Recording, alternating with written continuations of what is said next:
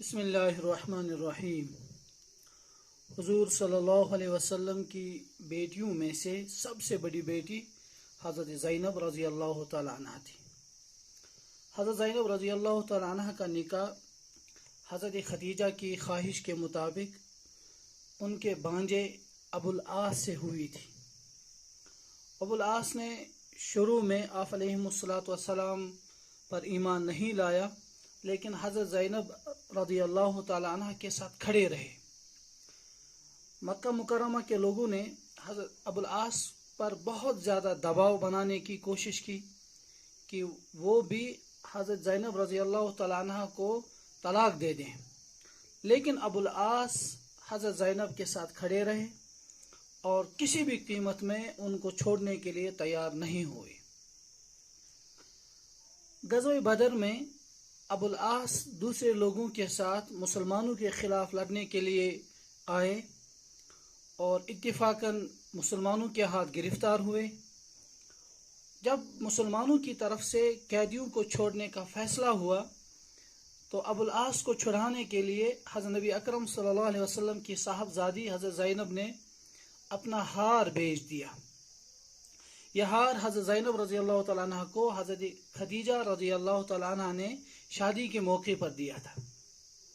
حضرت خدیجہ کے ہار کو دیکھ کر کے حضرت نبی اکرم صلی اللہ علیہ وسلم کی چشمانی مبارک آنسوں سے تر ہو گئے۔ آپ علیہ السلام نے صحابہ سے مشورے کے بعد ابو العاص کو حضرت زینب کا ہار واپس کر دیا اور اس شرط کے ساتھ چھوڑ دیا گیا کہ جب آپ مکہ مکرمہ پہنچیں گے تو میری بیٹی حضرت زینب کو مدینہ منورہ آپ بھیج دیں گے۔ ابو العاص نے مدینہ منورہ سے جب مکہ مکرمہ پہنچے تو اپنے بھائی کے ساتھ حضرت زینب رضی اللہ تعالیٰ عنہ کو مدینہ منورہ بھیج دیا، لیکن راستے میں کچھ کفار نے حضرت زینب رضی اللہ تعالیٰ عنہ کو پکڑ لیا، ابو العاص کے بھائی کو بھی پکڑ لیا۔ ان کفار میں سے ایک صاحب تھے حبار بن اسود، اس شخص نے اپنا نیزہ حضرت زینب رضی اللہ تعالیٰ عنہ کے سواری پر مارا۔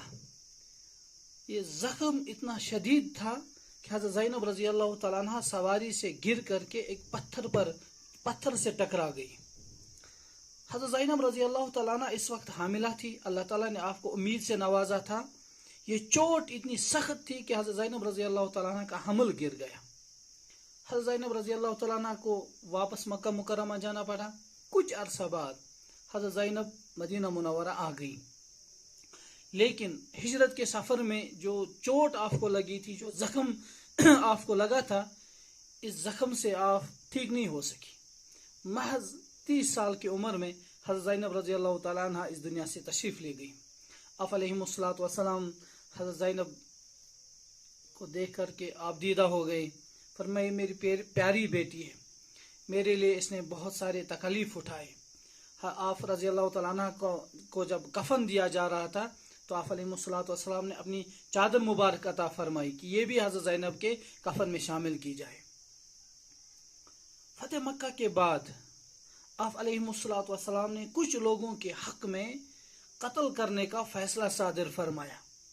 ان لوگوں میں حبار بن اسود بھی شامل تھا، جس شخص نے حضرت زینب رضی اللہ تعالیٰ عنہ کو مارا تھا اور جس کی مار حضرت زینب کی وفات کا ذریعہ بنا تھا۔